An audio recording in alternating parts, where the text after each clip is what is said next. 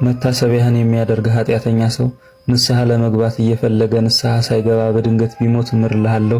ስምህን የሚጠራ መታሰቢያህን የሚያደርግ እስከ 15 ትውልድ ድረስ እምርልሃለሁ። እናትና አባቱ ሞተው ወደ ሲኦል ቢወርዱም ላንተ ስል ከእሳት አወጣቸዋለሁ።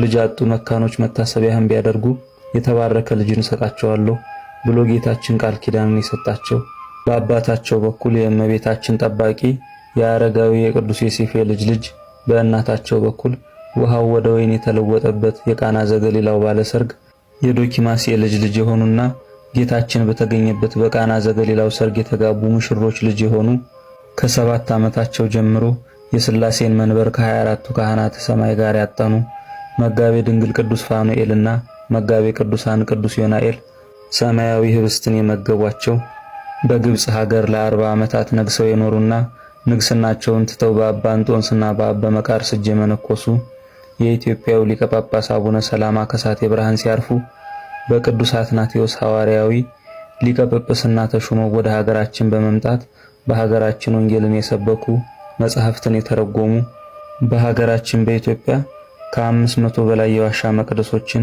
በመላው ዓለም ደግሞ ከ10,000 በላይ መቅደሶችን ያነጹ ሰማዕቷ እናታችን ቅድስት አርሴማ ገና ሳትወለድ በስሟ የተቀረጸውን ጽላት አግኝተው ወደ ሀገራችን ያመጡልን ባለ 12 ክንፉ ታላቁ አባት ብፁዓዊ አቡነ ሙሴ ወር በገባ በ4 የመታሰቢያ በዓላቸው ነው።